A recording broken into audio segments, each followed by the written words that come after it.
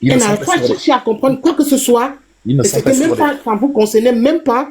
ils Oh ne là sont pas sur là. les mers, ils étaient sur les Je me suis qui-vive. vite tombée sur un autre live. J'ai dit, mais qu'est-ce qui se passe? En fait, c'est pas personnel. Je suis en train de t'expliquer. Ils n'étaient pas sur les mers, ils étaient sur le qui-vive. Ils étaient en mode vigilance absolue. Parce que cette chaîne souffre beaucoup depuis le mois de juin. Même aujourd'hui, on pourrait être signalé. Et c'est pour ça que je dis aux gens, ne m'écoutez pas seulement sans réagir. Il faut partager le live. Il faut Ben, tapoter. Et il Bloom faut dit mettre. qu'il m'a, où c'est, il dit qu'il m'a débloqué, mais c'est quel, non, pardon, oh non, débloqué, donc je ne sais pas, peut-être quelqu'un lui a dit qui c'est, mais bon, voilà. Je vais essayer de m'écrire, Bloom, essaye de m'écrire sur ce compte-ci en privé, s'il te plaît, s'il Mais te pourquoi, plaît. mais dis-moi, pourquoi tu ne veux pas dévoiler ton compte qui a été bloqué, là? Non, je Qu'est-ce veux que, pas qu'on utilise ce compte-ci, c'est pas mon compte, celle-ci que je t'appelle dessus, vraiment. Elle m'a dit, ma fille, s'il te plaît, maman, n'utilise pas mon compte. non, J'ai non, je dis, cessé. tu ne me comprends pas. J'ai dit le compte qu'on a bloqué. Tu ne me dis pas lequel, comment ça s'appelait. C'est ce que je D'accord, j'ai demande. compris, c'est Duc. J'ai compris, c'est Duc, j'ai compris. Et c'est Duc s'est en est occupé. Voilà, il a compris. Ok, en tout cas, ton problème est C'est résolu. résolu. Ce qui est sûr, Merci c'est que beaucoup. les gens vont me dire en commentaire quel était le compte en question. Enfin, les gens, par message, pardon, pas en Ok, commentaire. par message, je vais laisser le Sur compte ton tomber. identité. Le Rafina de ma fille, je vais la laisser tomber. Et c'est bon. Merci beaucoup. Je repars sur mon compte. Merci beaucoup à vous, les modérateurs. Entendu. Ok. Je Bon, descends. bah. Descends, alors on va passer la parole à Sophie. Les autres, vous pouvez envoyer votre invitation. Hein. Le panel est libre. Aujourd'hui, c'est vous qui parlez, ce n'est pas moi. Donc, il est ouvert aux uns et aux autres. Profitez-en du fait qu'on n'est pas encore très nombreux. Enfin, on est déjà 300. Mais le live a commencé il y a 10 minutes et le panel n'est pas encore rempli. Donc, profitez-en et ça va être long. Et d'ici 1 heure ou 2, ce sera saturé et les gens vont commencer à se bagarrer pour du temps de parole. Profitez-en du fait que c'est encore free maintenant et envoyez vos invitations. Donc, Salut, salut, salut, Sophie. salut à tout le monde. Salut, Wilfried. En fait, moi, j'avais donc ce jour-ci-là, il y a quelque chose qui me tourne dans l'esprit. Parce que vraiment, ce qui est en train de se passer, on sent que le régime est malhonnête à 100%, donc à 1000% même. Mais est-ce que ce n'est pas aussi une manière de détourner, parce que le fait de commettre ce genre d'injustice, on retire le prof sur la liste électorale, sur la liste des candidats, est-ce qu'ils ne font pas expressément pour concentrer justement, pour détourner toute l'attention et pour qu'on ne se pose pas les vraies questions? Parce que la vraie question devait être, mais un papa de 92 ans, est-ce qu'il peut encore vraiment gouverner? Est-ce que c'est lui réellement qui a signé peut-être sa candidature, ceci, cela? En faisant des recherches, je découvre qu'à partir de 2018, dans le site de la présidence, presque tous les décrets signés à partir de 2018 en montant, ce n'est pas lui qui signe. Donc la signature est totale. Donc c'est totalement différent. Par exemple, si vous prenez la dernière conférence que les chefs d'État de l'Afrique centrale ont tenue au Cameroun, on nous a dit que le père était là, ceci, cela, mais quand vous regardez la signature, c'est totalement différent. Souvent, quand il fait son B de Paul Biya, c'est incliné à droite. Sur l'autre, là, c'était totalement incliné à gauche. Donc, totalement différent.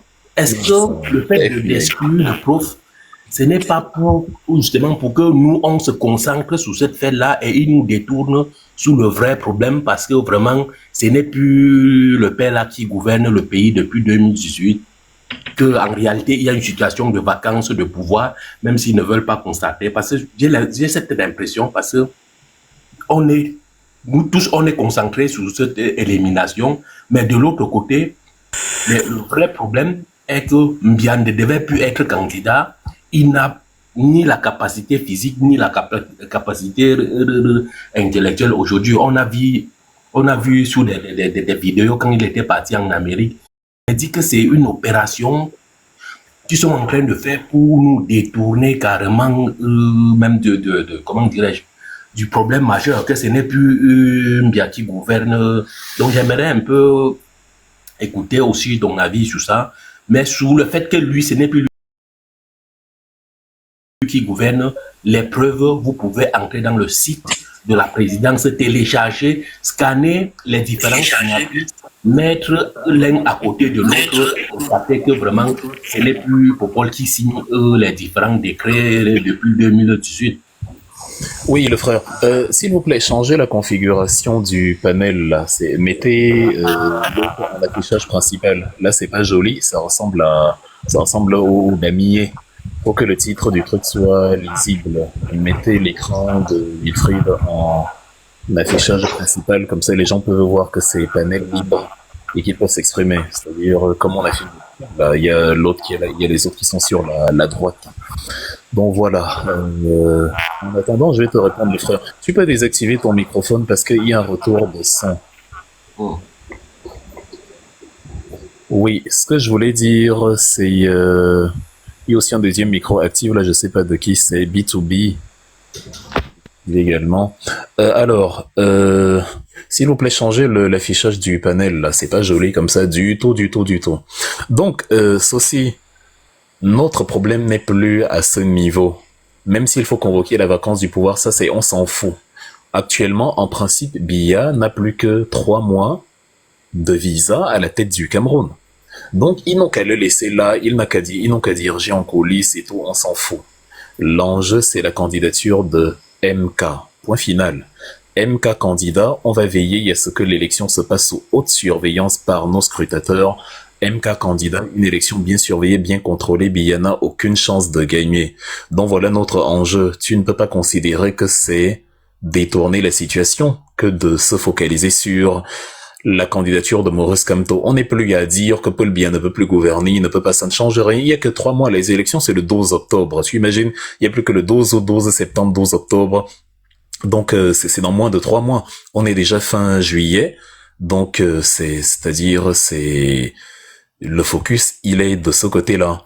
La candidature qu'on a rejetée parce qu'on a peur de perdre l'élection contre Kamto, c'est celle-là que nous voulons restaurer. Il s'agira donc de faire pression sur le Conseil constitutionnel pour dire le droit, sinon le peuple pourrait l'obliger à dire ce droit-là par d'autres moyens. Et pour que les choses ne dégénèrent pas, parce que ce qui crée les instabilités et le feu dans un pays, c'est le mépris des lois. Ah, merci pour l'affichage du panel, ça c'est la meilleure version, c'est ça que je demandais. Donc, ce qui crée les instabilités dans les pays, c'est le mépris des lois. Quand il y a une loi et que les institutions compétentes sont chargées de l'appliquer simplement et non de donner leur avis, et que les institutions ne le font pas, évidemment, ce pays court vers la poudrière, ce pays court vers le départ de feu. Donc, tout notre engagement, tout notre focus, toute notre énergie, c'est à ce niveau. Que Maurice Kamto soit candidat, et par les urnes, on va régler le problème de la vieillesse de Paul Biya. C'est évident que Paul Biya ne peut plus gouverner, c'est évident. Tu l'as évoqué, c'est depuis plusieurs années. De toute façon, la délégation de signature intervient le 5 février 2019. Et à partir de là, Paul Biya lui-même, c'est vrai que c'est dans la Constitution, et c'est vrai qu'il a souvent fait ça. Mais sauf que là, on a vraiment senti que ce n'était plus simplement un élément formel. C'était un élément factuel où Paul Biya voulait simplement se reposer, se faire soigner ou dormir à l'Intercontinental pendant que Ngongo et tout le cartel dirigeaient le pays. Lui, il sécurise juste le siège. On lui dit tu es toujours le président et maintenant les autres peuvent faire ce qu'ils ont à faire à longueur de journée. Ça, on le sait depuis. Maurice Kamto a depuis évoqué ce sujet de la vacance où il fallait à plusieurs reprises même, y compris lors de ses séjours interminables en Suisse et en France. Sauf que bon, ils ont fait le dos rond et là, on est à 2 mois et demi des élections.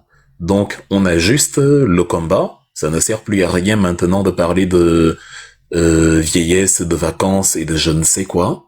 On veut simplement restaurer la candidature de Maurice Kamto.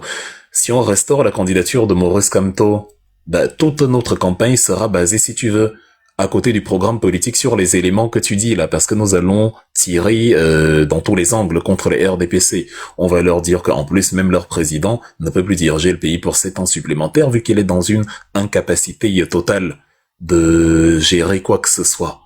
Donc, quel que soit l'angle d'attaque, quel que soit l'angle sur lequel on prend la question, le focus ne peut pas être aujourd'hui sur Biya. Le focus aujourd'hui, c'est sur Maurice Kamto qui était exclu illégalement et qu'il faut remettre impérativement. Sans ça, je n'arrive même pas, j'ai beau faire des efforts, je n'arrive pas à m'imaginer une élection le 12 octobre sans Maurice Kamto. C'est impossible.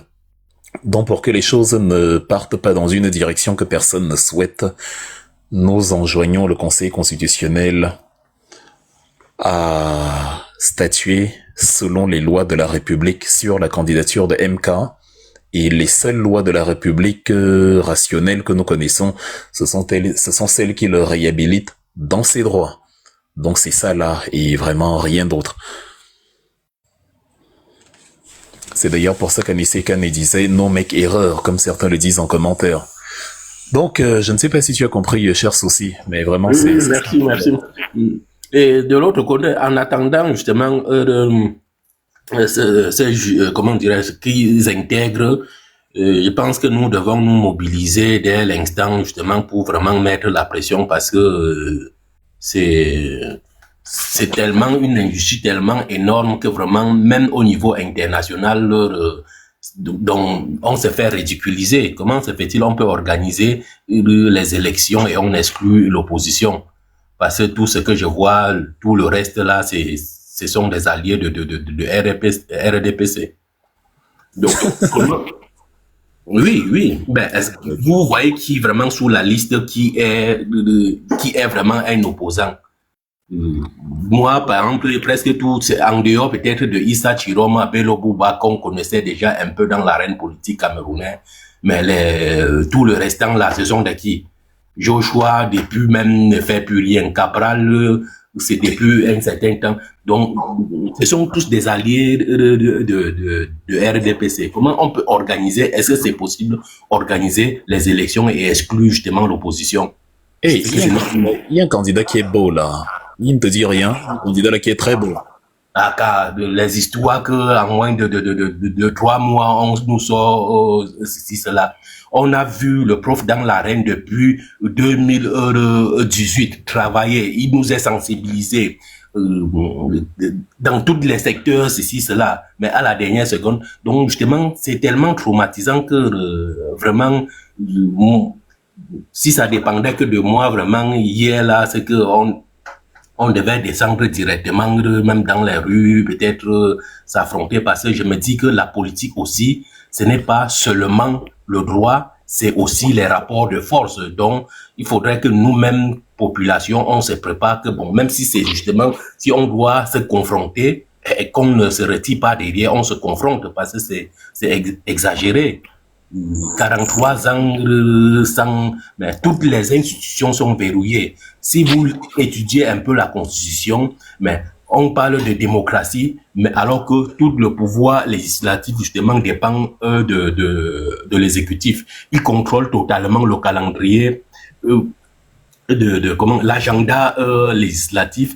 Déjà l'article 26 limite de manière forte justement, donne seulement un certain nombre de domaines là où les parlementaires peuvent se promener, peuvent se prononcer.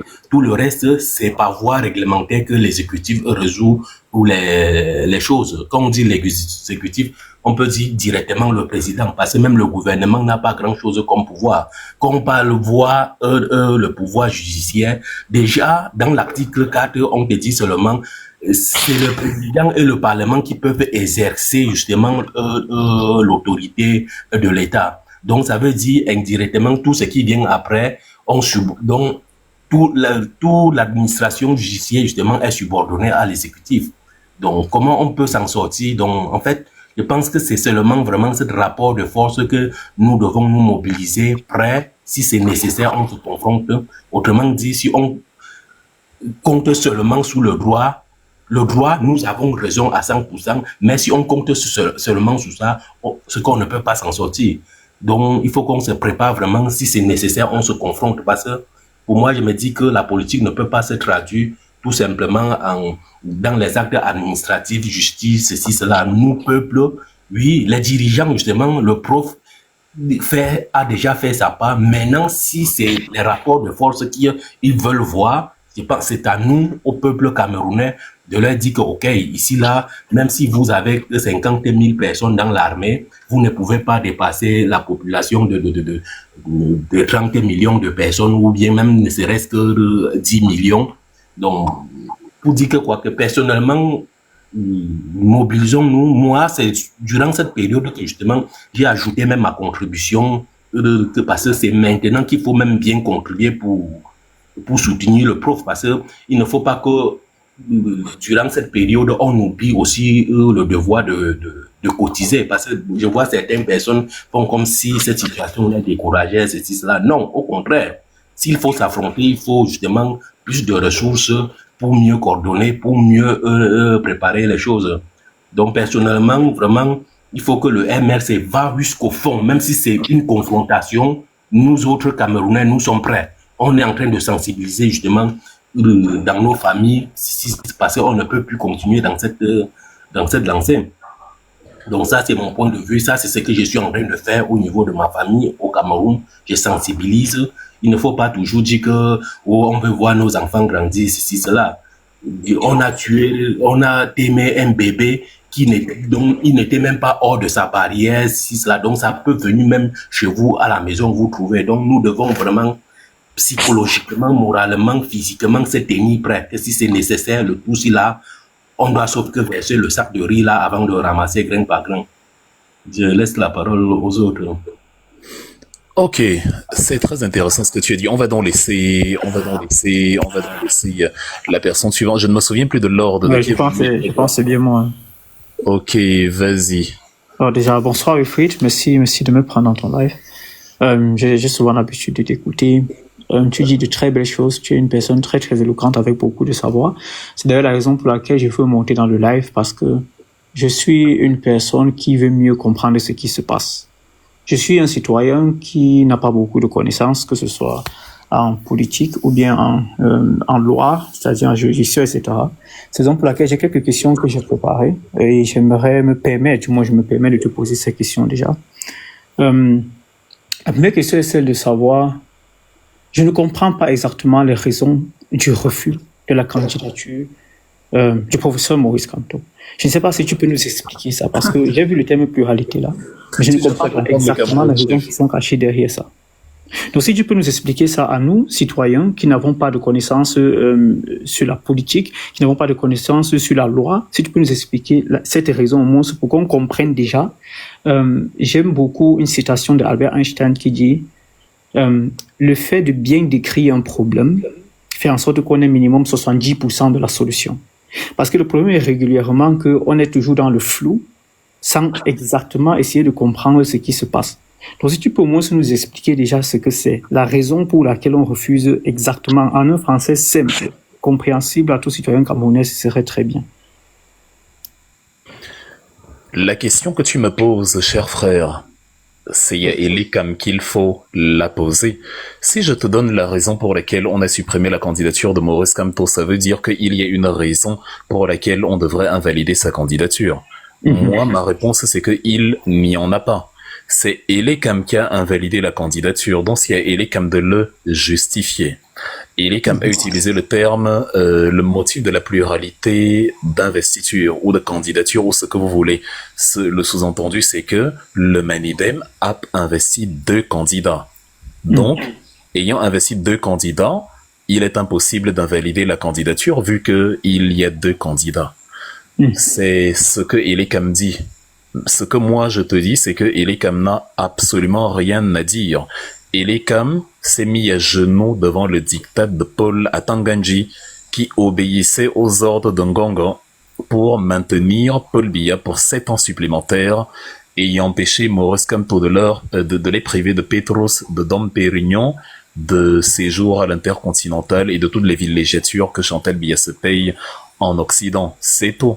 C'est ce qu'on appelle une décision politique. Tu sais que même Einstein, dont tu citais, a subi à plusieurs reprises des décisions politiques. Il s'est même retrouvé apatride en Allemagne à plusieurs reprises, au point où il est obligé de fuir à Princeton aux États-Unis. Donc, Nous sommes dans un contexte où, parce qu'on veut museler un adversaire, on se retrouve à abolir factuellement la loi. On se retrouve dans un état de jungle où c'est la loi du plus fort qui prévaut. Comme j'ai la possibilité de t'empêcher d'être candidat, je le fais. Ce n'est pas légal, ça n'a aucun fondement juridique, mais je le fais. Tu m'as demandé de t'expliquer parce que tu veux comprendre. Je ne peux pas t'expliquer le Cameroun. Si je t'explique que tu as compris, tu sais ce que ça veut dire. C'est que j'ai bien pris. Exactement, c'est pas pour te couper, Wilfried. Tu as dit quelque chose de très important parce que tu dis Elekam s'est agenouillé en quelque sorte de façon globale à la décision qui vient d'en haut, c'est-à-dire qui vient de l'État qui est en place. Et moi, la question que je me pose est la suivante. Est-ce que ce n'est pas aussi simplement une affirmation comme celle de Elekam? Parce que je me demande en toute sincérité, si on ne sait pas encore, si Elekam n'a pas encore déposé les preuves qu'il y a eu, par exemple, 2, 3 ou bien 4 candidats de la part du Namibien, on ne peut pas affirmer cela non plus. Je ne sais pas si tu me comprends un peu. Non. Je ne sais pas si tu as des preuves qu'il n'y a que Maurice Kamto était le seul candidat. Évidemment que j'en ai. Enfin, je veux dire, vous savez, Maurice Kamto, c'est la deuxième élection présidentielle à laquelle il participe. Là, on va vraiment être sérieux 2 secondes. Et la deuxième élection à laquelle Maurice Kamto participe, c'est un éminent professeur du droit, un professeur qui a du mérite, un professeur reconnu à l'international. Je rappelle toujours aux Camerounais que dans le cercle fermé des avocats de la Commission du droit international, c'est une sorte de conclave de 35 membres maximum. Nous sommes dans une planète qui a 8 milliards d'habitants. Tu imagines si tu es sélectionné sur 8 milliards de personnes dans les 30 qu'on demande, c'est que tu as du talent. C'est que ta compétence ne se dément pas. Donc, vous ne pouvez pas vous imaginer que quelqu'un qu'on a sélectionné parmi les 35 personnes sur 8 milliards ne sait plus comment on dépose un dossier de candidature. C'est même insultant. Donc, Kamto sait très bien la pertinence de son dossier de candidature. Tout est parfait, rien que sur ce principe-là. Parce que déjà, il n'en est pas sa première candidature, et de 2, il connaît assez le droit pour savoir comment gérer. Même Paul Biya, qui ne l'aime pas, parce que Kamto a concouru contre Paul Biya en 92 aux côtés de Ni John Frondi, de Yondo Black et de Anissé Ekane. Déjà, il y avait une coalition dans les années 90 avec l'UPC, Union pour le Changement, et le Manidem. D'ailleurs, Ni John Frondi avait été investi dans le siège du Manidem à Douala en 92, et Monsieur Maurice Kamto avait fait une motion de soutien pour Ni John Frondi à Bafoussam en octobre 92, dont c'est un adversaire de Paul Biya. Si Paul Biya a pris son adversaire politique pour régler le contentieux bilatéral entre le Cameroun et le Nigeria sur la problématique de Bakassi, c'est que Paul Biya a vu que malgré le fait que tu m'as créé des problèmes par le passé, je ne peux pas me passer de ta compétence, tu es utile. Il l'a pris. Ça fait donc que quand Maurice Kamto est investi par le Manidem, c'est qu'il sait que le Manidem n'a qu'un seul président. Le président, c'est Anissé Ekane. Le congrès du Manidem qui s'est tenu le 2 juin 2018 a investi Anissé Ekane comme étant le président du Manidem. Monsieur Dieudonné Yebga a été exclu du Manidem et depuis, il n'avait pas revendiqué l'appartenance au Manidem. D'ailleurs, est-ce que tu as vu un seul militant du Manidem qui se réclame de Yebga quelque part, que ce soit à la télévision ou dans les rues de Yaoundé? Non, je n'ai même pas vu, je n'ai pas vu un seul dans les débats télévisés. Quel est donc ce président-là qui n'a pas de militant, qui est président d'un parti dont il est le seul militant? Le Manidem ne reconnaît qu'un président, Anissé Ekane. Le congrès de 2018 l'atteste. Quelques jours après le congrès de 2018, Atanganji, qui reçoit la notification, écrit au gouverneur du littoral pour lui dire « Voici dans la situation des partis politiques dans le cas du Manidem, voici le président Anissé Ekane, qui est le premier secrétaire du Manidem, et toute personne qui se réclamerait de cette fonction, outre celui-ci, cette personne-là est caduque, non avenue. » Si Atanganji qui écrit le document au gouverneur, on dit que pour entériner un changement de situation, il faut faire parvenir aux autorités qui après transmettent au gouverneur, etc. C'était ça la procédure. Et c'est comme ça depuis 2018. Quand Elekam a organisé les concertations entre l'organe électoral et les partis politiques, y compris jusqu'au mois dernier, on est en juillet, jusqu'au mois dernier, en juin, où Elekam a organisé ses réunions, ses séminaires, Ils ont invité Anissé Ekane nominativement en tant que président du Manidem. Et l'ECAM, c'est-à-dire l'organe électoral lui-même, a déjà consacré, et c'est comme ça depuis des années, Anissé Ekane comme étant le président du Manidem. On a écrit Anissé Ekane avec l'entête au président du Manidem, Anissé Ekane.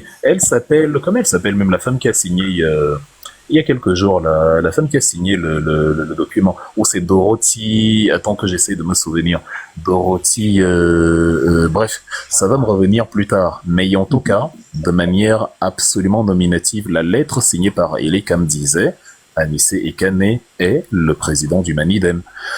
D'où sort-il donc Dieudonné Yebga? Oui, Dorothy Njema, voilà. Il a écrit une lettre d'invitation, c'était le 24 avril 2025, à Douala. C'est-à-dire, on lui disait, voilà, monsieur le président du Manidem, le conseil électoral a consulté les partis dans l'optique de préparer les élections, blablabla, et nous vous invitons à la 3e édition de la plateforme régionale, blablabla. Bref, une lettre adressée au président du Manidem. Nous sommes un pays de haute sorcellerie, le Cameroun, où l'organe électoral t'écrit en te disant, monsieur le président, on t'invite. Tu viens, personne ne te chasse. Tu viens, personne ne te chasse. Attention, le micro. Il y a un micro là qui crée l'écho. Il y a un micro là qui crée l'écho. Comme il se rend. Merci. Donc tu vois, l'organe électoral t'invite en t'appelant Monsieur le Président. Tu viens, personne ne te chasse. On te donne tous les documents qu'on donne au président. On te fait tout le briefing qu'on fait au président. L'organe qui est chargé de gérer l'élection a acté que tu es le seul président, le seul maître à bord. Atanga Njike, le ministre de l'Intérieur, n'a pas contesté depuis 2018 que tu es le seul maître à bord. Il a même averti que personne ne vienne se réclamer d'être le seul maître à bord. Et ça c'est le dernier élément, lorsque le conseiller municipal, monsieur Isaac Ibanda de Dibombari, a été investi en février 2020, pour les élections du 9 février 2020, le mandat a été délivré et signé par Anissé Ekane, président du Manidem. Et il a été élu parce que son investiture était légale vu que signée par le président du Manidem.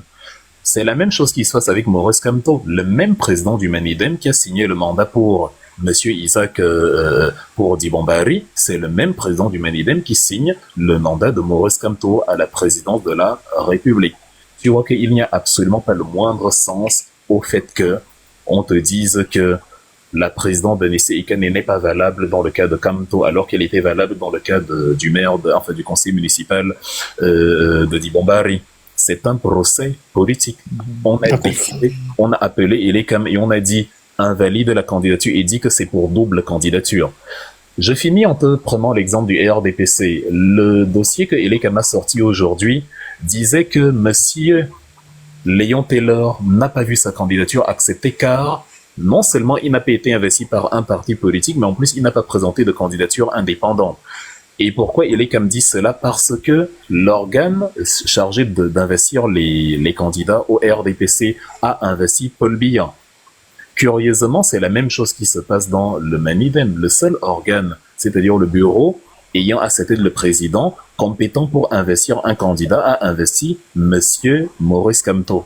On ne sait pas qui a investi Dieudonné Yebga, puisqu'il n'y a qu'un seul président.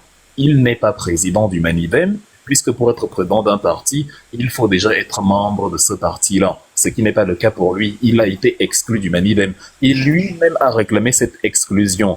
Quand Edmond Kamga parlait de lui il y a 24 heures dans l'émission Droit de réponse, Edmond Kamga a rappelé qu'ici même à Douala, j'ai reçu monsieur Dieudonné Yebga à plusieurs reprises et j'ai remarqué qu'il portait essentiellement des tenues traditionnelles.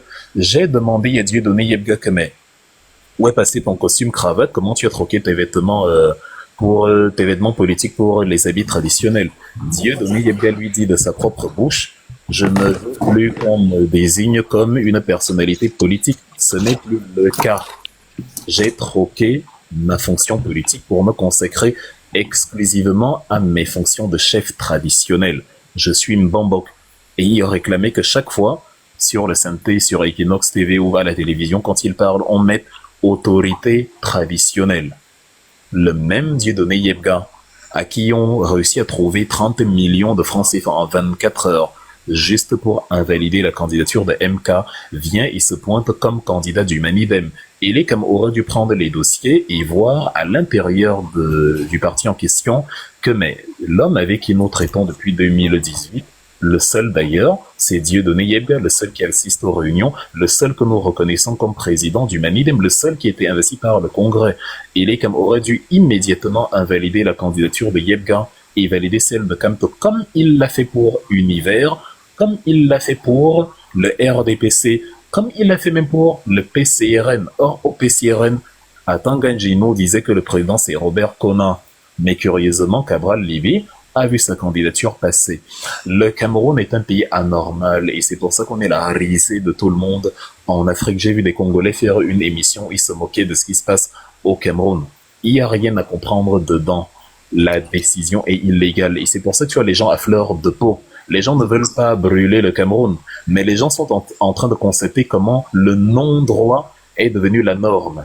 Et dans une situation où tu vas voir qu'il y a une instabilité, une guerre civile, une révolte, une échauffourée, c'est parce que les populations auront remarqué que quand ils utilisent les voies pacifiques, les voies légales, le régime en face, justement, pense qu'il a devant lui des couards, des poltrons, des naïfs, des peureux, des gens qui supportent tout, qui encaissent tout, qui prennent sur eux et qui subissent, qui acceptent de subir. Donc, le Conseil constitutionnel a l'avenir du Cameroun entre ses mains et il y a l'obligation de dire le droit. Sinon, même Dieu qui est dans le ciel, je peux t'assurer qu'il n'a aucune idée de ce que sera la suite des événements. D'accord. Et il y a encore une info qui est activée. Déjà, merci Wilfried pour ce détail. Vous savez, d'ici, je te comprends très bien, résumé en une phrase très simple. La candidature du professeur Kamto a été renvoyée parce que une autre personne, je ne sais pas, Dieudonné Yebga, est venue prétendre être président du NABDEM, qui a d'ailleurs, par lequel Maurice Kamto a déposé sa candidature, et c'est la raison pour laquelle on a annulé pour dire non, il y a deux personnes qui ont déposé leur candidature, alors que normalement, ça ne devrait même pas être possible, parce que ce Dieudonné Yebga actuellement prétendre être président du NAMIDEM, c'est un peu comme si moi, qui n'ai rien à voir avec le NAMIDEM, je suis venu dire que je suis président du NAMIDEM, je vais devenir président de la République, c'est ça? Oui, c'est tout à fait ça. C'est comme si tu te lèves demain matin, tu dis que tu es président de Microsoft. Exact. Microsoft, tu fais pas partie de Microsoft, mais tu viens, tu te lèves, tu dis tu es président de Microsoft. Donc, dans la norme, elle est quand même censée analyser son profil et dire non, ce n'est pas possible, ta candidature ne peut pas être acceptée, on n'accepte pas les 30 millions, tu dégages. C'est ça. C'est ce qu'il a fait pour le RDPC sous nos yeux, c'est ce qu'il a fait pour Univers sous nos yeux. C'est ce qu'il a fait pour le PCRN sous nos yeux.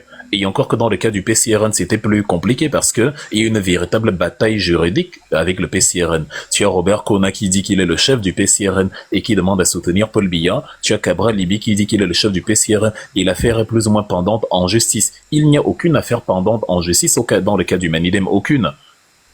On a découvert que Dieudonné Yebga existe 2 heures avant la clôture des bureaux. Comme un mauvais esprit, il est apparu en pleine nuit, tout de noir vêtu, la personnification de la mort et de la malchance pour trahir le peuple camerounais. Quand on parlera de des fossoyeurs de la République sur le plan de la construction d'avenir, aux côtés des gens comme Maï Matip Théodore et consorts, on parlera de Dieudonné Yebga parce que c'est le même rôle. Comment vendre l'avenir d'un peuple pour ses aspirations personnelles. Maintenant, il est logé au Mont Fébépala sur la colline. Aux petits soins, il vit très bien. Il est sous bonne escorte. C'est ce plat de lentilles là. C'est sur ces 30 millions. C'est comme par hasard les 30 pièces d'argent de Judas. C'est à ce prix-là qu'il a trahi les Camerounais. Il ne sait pas que 30 millions ça finit très vite et que ceux qui te les ont donnés demain matin, quand il faudrait utiliser comme exutoire pour justement, comme bouc émissaire pour faire payer ce qu'ils ont à te faire payer, ce qu'eux ils doivent payer, ils n'hésiteront pas. Il y a plein de leurs amis qui sont actuellement en prison, non pas parce qu'ils ont violé la loi, mais parce qu'il fallait un agneau sacrificiel, des Amourou Belinga et ce genre de personnes. Donc c'est exactement ça. Merci Wilfried. Normalement, j'ai quelques questions là encore, mais je pense que si c'est OK pour les autres personnes qui sont dans le panel, je peux peut-être encore enchaîner. Mais sinon, je peux bien passer la parole et continuer après. Je peux enchaîner? Oui, une dernière, parce que le panel est libre. D'accord, ok. Ma prochaine question, alors, c'est de savoir, au vu du fait que vous êtes au courant de tout cela, vous avez les preuves logiques, claires, limpides, parce que ce que tu as expliqué est limpide, si on fait tenir à ce que tu viens d'expliquer, comment est-ce que vous voulez alors procéder pour remédier à cela? Maintenant, moi, en tant que simple citoyen camerounais, et bien que tout autre citoyen camerounais qui ne sommes que des observateurs impuissants, et du moins, c'est ce qu'on nous a prouvé à plusieurs reprises. Moi, la question que je me pose, c'est quel est notre rôle là-dedans? C'est-à-dire, qu'est-ce que vous voulez faire? Quelle est la procédure exacte, là maintenant, afin que la candidature de professeur Kamto soit validée? Maintenant, quel est le rôle de la population faible que nous sommes? Deux choses. La première, c'est l'application de l'article 131. Au sujet du dépôt des candidatures, il est précisé que le Conseil constitutionnel dispose de 10 jours au maximum après le dépôt d'une requête. C'est-à-dire, Maurice Kamto a la possibilité de déposer une requête et le dernier jour, c'était aujourd'hui, puisqu'il faut le faire dans les 48 heures. Et le Conseil constitutionnel dispose de 10 jours, donc à partir d'aujourd'hui jusqu'au 7 juillet, pour statuer sur la recevabilité de la requête ou la non-recevabilité de la requête. Le Conseil constitutionnel est compétent pour résoudre. Donc, Monsieur Clément Atangana ne pourra pas dire qu'il est incompétent. Ce qu'il doit dire, c'est si c'est recevable ou non. Comme les éléments que je viens de te montrer prouvent, c'est-à-dire sans débat aucun. C'est juste que, comme je dis souvent, le Cameroun est un pays de haute sorcellerie où nous débattons sur des choses sur lesquelles on ne débat pas en principe. C'est la même chose qui nous avait conduit à débattre sur la problématique du mandat représentatif. Le mandat représentatif qu'on voit dans tous les pays tous les jours, où les députés peuvent partir d'un parti à un autre et investir des candidats. Au Cameroun, on a décidé un matin que ce n'est plus ça. Or, c'est encore ce qui est écrit dans la loi à l'heure actuelle. Donc, la même chose, ils ont voulu le faire avec l'investiture du Manidem. La même personne qu'on a appelée président hier n'est soudain plus président aujourd'hui parce qu'il faut invalider la candidature de quelqu'un. Le Conseil constitutionnel doit dire le droit dans les 10 jours maximum et réintroduire la candidature de Maurice Kamto parce que telle est la loi. Si le Conseil constitutionnel ne le fait pas, il ouvre la voie dans une situation de haute incertitude où tout peut se passer, de petites échauffourées jusqu'à la déstabilisation totale du pays. Et on se souviendra, parce qu'on connaît le scénario. Imagine demain, on invalide la candidature de MK. Et il y a des Camerounais quelque part à Biamassi, à Ndokoti ou à Ngaoundéré qui se lèvent et qui disent que bon, comme c'est le cas, on ne va laisser aucune élection se tenir ici, on va tout gâter. Tu vas voir à Tanganji, Famdongo ou Nangini expliquer comment ces gens-ci aiment la violence, veulent déstabiliser le pays, ne respectent pas les institutions, en fait comme des amnésiques, comme des autistes qui oublient d'où vient le problème. C'est la même chose que lors de la crise anglophone. La source du problème, elle est claire, le refus d'appliquer la loi. Donc c'est tout simple, c'est simple et banal. Il faut appliquer la loi. Tu as dit que faire, nous, le peuple qui sommes faibles? Le peuple n'est pas faible. Quand un pouvoir, et je te le dis crûment, quand un pouvoir décide de ne pas respecter la loi, le peuple a l'obligation de montrer à ce pouvoir-là que respecter la loi n'est pas facultatif. Ce n'est pas qu'un pouvoir ne respecte pas la loi et vous le laissez faire, il continue. Non. Le peuple a l'obligation d'obliger, enfin, la tautologie, le peuple a le devoir d'obliger ce régime-là à respecter la loi. Je dis c'est obligatoire. Sinon, vous méritez ce régime. Quand je dis vous, je dis vous en lettres majuscules. Pas vous, toi ou non, je dis ce peuple-là qui ne se révolte. Et moi, je n'aurais pas de problème à faire partie de ce vous, hein, parce que c'est pas comme si je fais l'exception. Ce peuple qui ne se révolte, c'est obligatoire, parce que ce qu'on appelle insurrection, mépris des institutions, c'est ce que Atanganji et les autres sont en train de faire. La meilleure manière de créer la paix dans un pays, c'est d'appliquer la loi. Si un président est légalement, si un candidat est légalement investi par son parti, l'organe électoral ou le Conseil constitutionnel a l'obligation de l'investir. Ce que nous attendons comme décision du Conseil constitutionnel, ce n'est même pas une décision. Nous n'attendons pas la décision du Conseil constitutionnel. Nous attendons l'application de la loi par le Conseil constitutionnel. Ce qui signifie qu'il ne s'agit pas qu'Atangana Clément s'asseye et réfléchisse, est-ce que j'accorde la faveur à Maurice Kamto d'invalider sa candidature ou non? Ce qui est là, c'est que Atangma Clément doit regarder les textes de loi et évaluer que dit la loi dans ce cas de figure. Et il applique la loi les yeux fermés. S'il ne le fait pas, il aura déstabilisé les institutions de la République. C'est comme ça que ça fonctionne. Quand on se souvient, je finis par là parce que les autres doivent s'exprimer aussi. Exactement. Je ne sais pas si je pourrais encore un peu ajouter un petit truc. Non, pour l'instant, d'accord, ok. D'abord, pour l'instant, il faut que les autres s'expriment. Notre frère Félix, il est parti. Rassurez-vous, le panel va durer toute la nuit. Et c'est ouvert pour que les gens s'expriment. Je vais revenir après. Mais je te laisse d'abord finir. Oui, les modérateurs vont, parce que je ne gère pas la modération, ils vont faire, si on te fait des 100, tu pourras envoyer ton invitation après. Ils vont libérer, il y a l'espace. En fait, je voulais juste terminer par un dernier exemple, parce que nous sommes déjà presque 900 personnes qui nous écoutent et il faut que les choses soient dites comme elles se sont passées.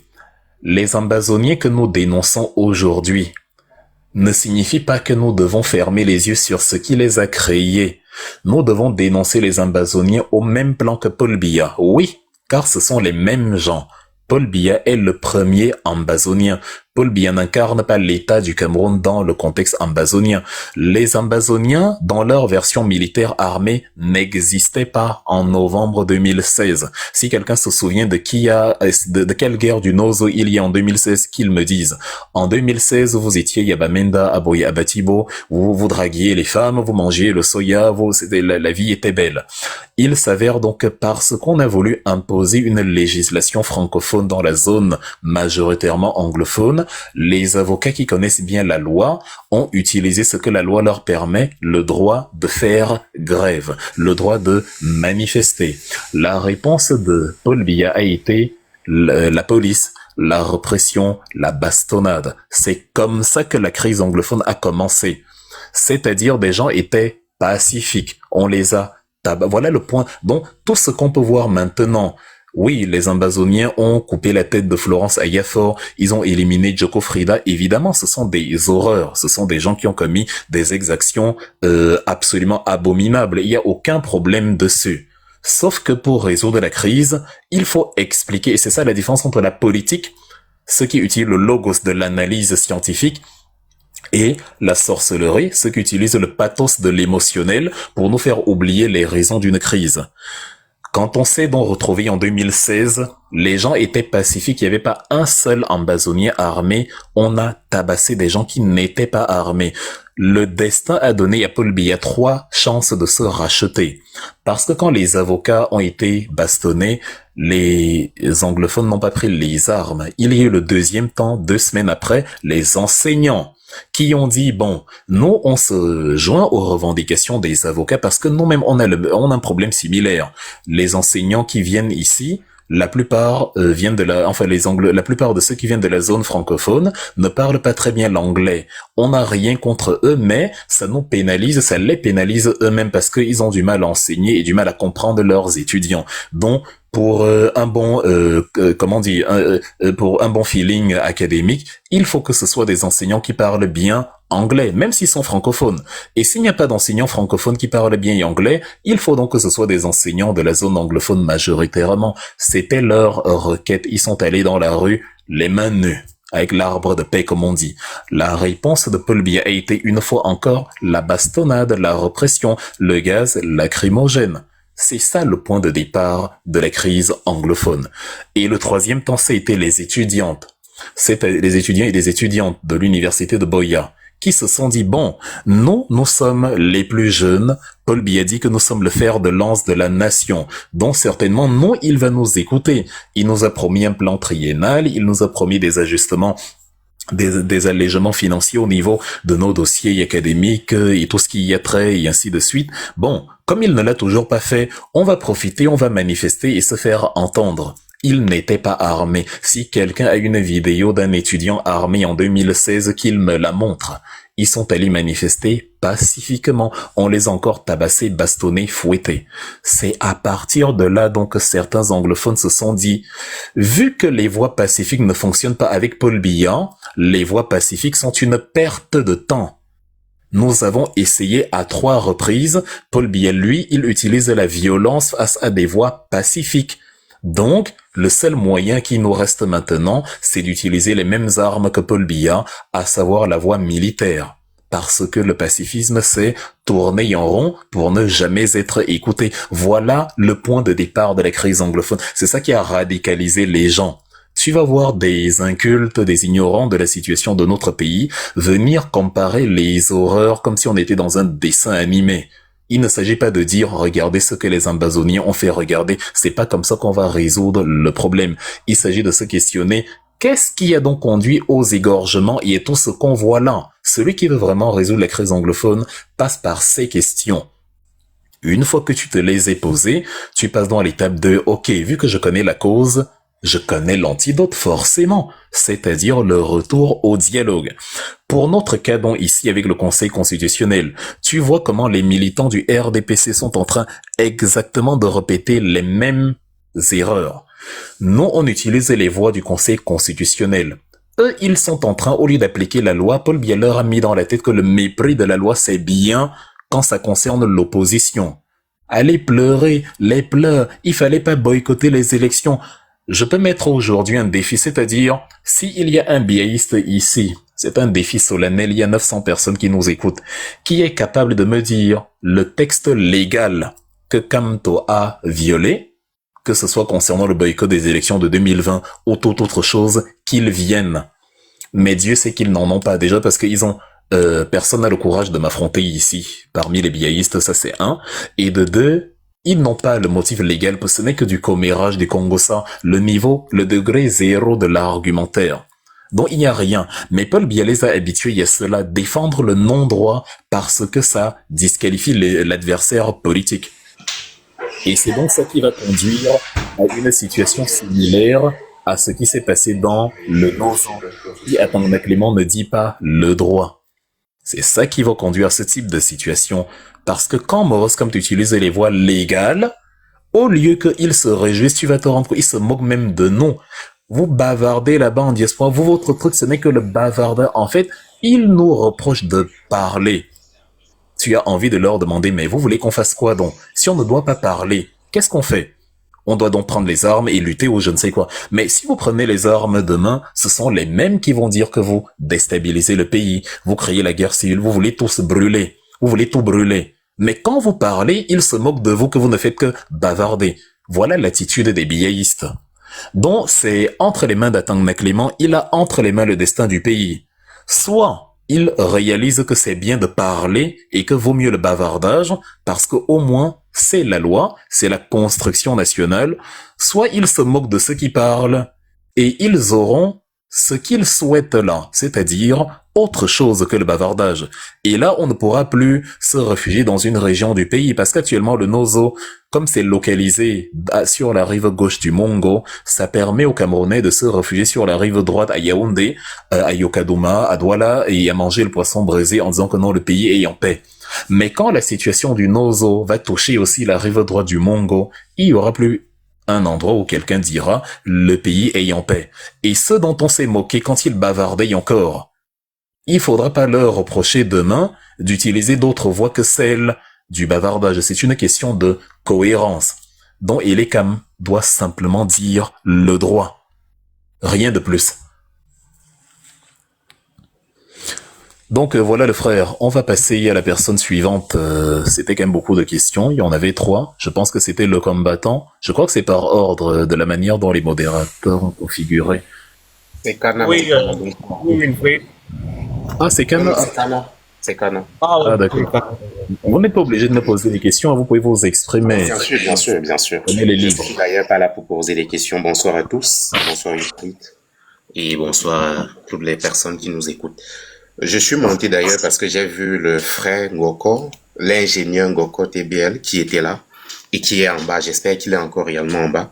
Parce que j'ai regardé sa dernière vidéo qu'il a postée sur Facebook. Et dans cette dernière vidéo-là, effectivement, il essayait un peu de faire une analyse, selon lui, du live d'hier, d'un jeune candidat, dont Wilfried disait tout à l'heure qu'il y a certaines filles qui disent qu'il est très beau.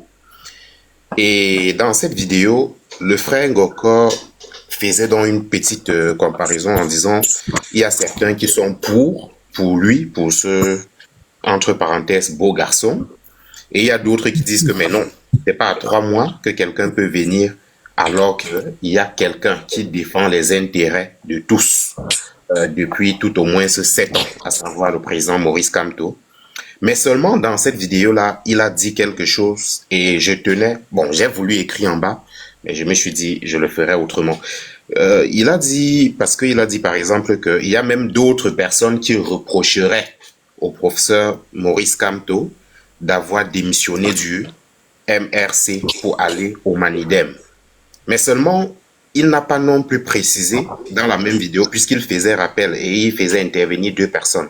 Il y avait 2 protagonistes dans la vidéo, à savoir donc le jeune beau garçon et le président, futur président du Cameroun, Maurice Kamto. Il n'a donc pas non plus rappelé dans cette vidéo-là, par exemple, que ce jeune beau garçon-là avait, lui, pareillement, un parti politique et qu'il a, je ne sais pas s'il a même démissionné, parce que d'ailleurs, c'est pas nécessaire de démissionner de son parti politique pour se faire investir ailleurs.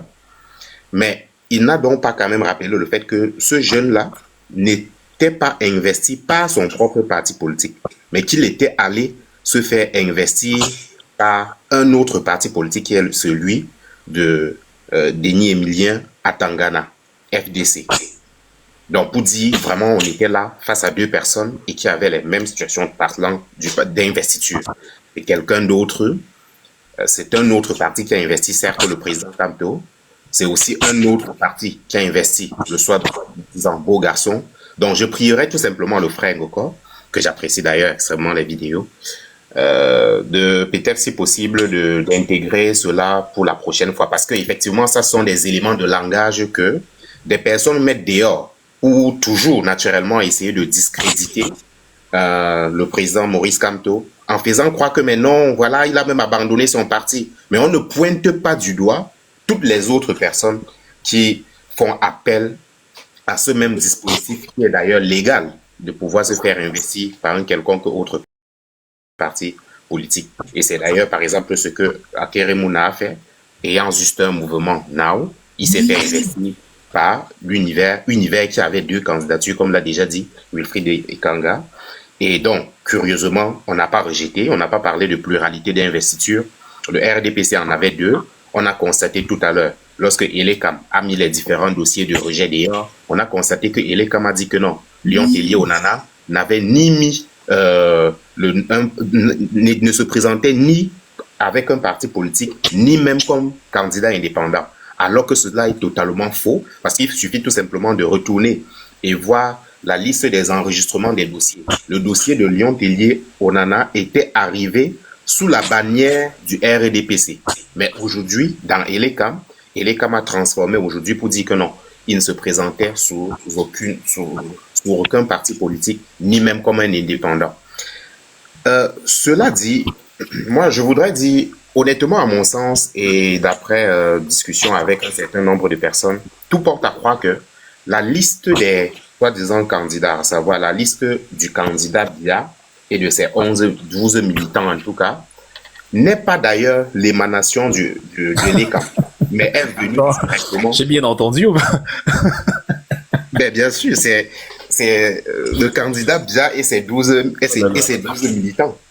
Donc, n'est pas l'émanation de l'ECAM, du conseil électoral, mais directement, c'est une liste qui est venue directement de la présidence, entre le cabinet civil, Ferdinand Gongo et Chantal Bia. Donc, ils ont reçu, ils ont lu, et c'est pourquoi tout était un peu écrit en avance, comme quoi ils ont tout validé à l'unanimité, etc. Mais ça n'a en réalité rien à voir.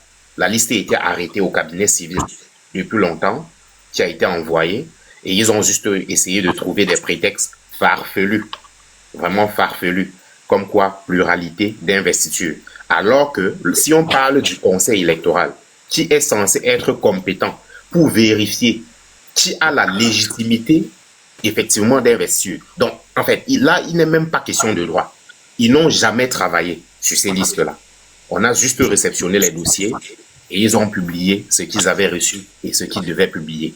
C'est d'ailleurs pour ça que le fils de l'assassin de Martinez Zogo, je parle du Zomloton, Bruno Bidjan, possédait les listes 24 heures avant. Oui, ça vient du cabinet civil. Donc, et ces gens une fois de plus, moi, je reste sur le premier point là, parce que je vais développer quelques deux points.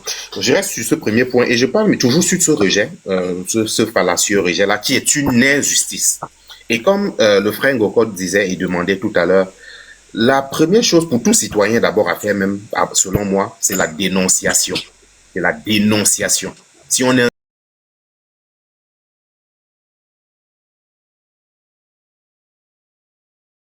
nous qui soutenons le président Maurice Kamto, ou bien la défense, nous avons décidé clairement d'être du côté de porte le camp. Mais malheureusement, on constate dans notre pays qu'il y a beaucoup de personnes même qui prétendent vouloir diriger le Cameroun, mais qui sont pro-injustice. Cela ne m'étonne pas beaucoup. Parce que depuis des années, moi j'avais constaté, et je n'ai cessé de le dire, notamment sur Twitter, à dire, il y a beaucoup de partis politiques qui ont fait pour programme et projet politique l'invalidation de la candidature de Maurice Kamto.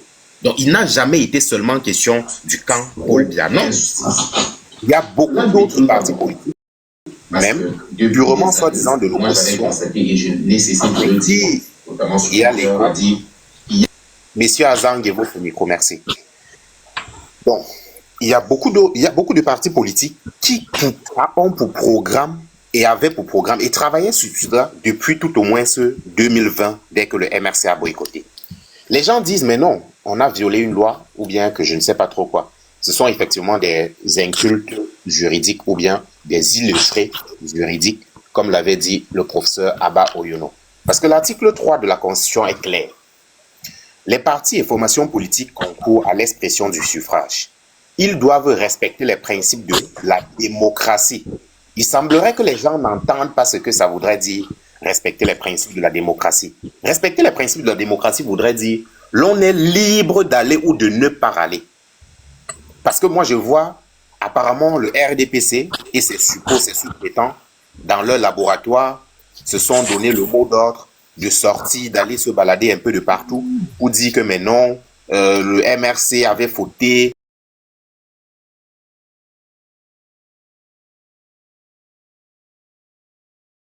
En boycottant les élections de 2020, ainsi de suite. Mais non, ça n'a rien à voir.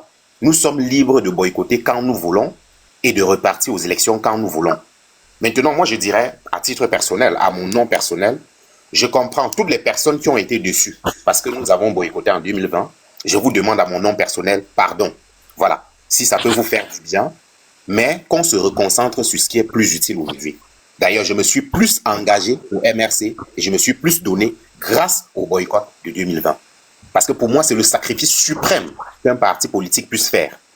Il n'existe pas plus grande chose qu'un parti politique décide de boycotter alors qu'il savait qu'il avait tout pour créer une petite classe bourgeoise. Une petite classe bourgeoise de quelques personnes qui auront un bon salaire, des élus, etc. Mais ils ont fait le choix de boycotter parce qu'ils étaient... Il y avait cette sympathie-là, il y avait cette compassion envers les personnes qui étaient en train de souffrir au niveau du nord-ouest, du sud-ouest. Il était question d'une certaine justice sociale, justice économique, concernant l'argent, le fait qu'on puisse payer un camion de sable à 750 000 francs CFA au Cameroun pour organiser le jeu qui est inutile. Les autres pays le font parce qu'ils ont déjà pratiquement tout fait chez eux. Et au Cameroun, on a quand même payé un camion de sable à 750 000. Pour certaines personnes, ce n'était pas un problème.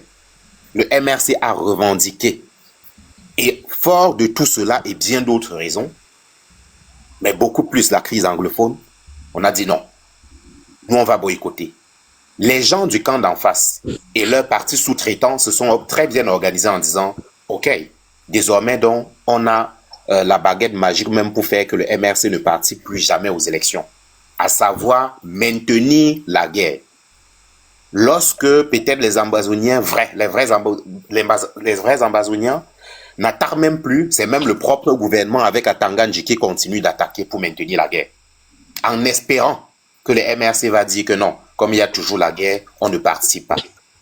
Mais nous avons pris le peuple à témoin pour montrer au combien ces gens ne sont pas prêts à résoudre la crise anglophone. De ce fait, il n'y a plus d'autre choix de prendre les choses en main nous-mêmes et de pouvoir régler et résoudre le problème.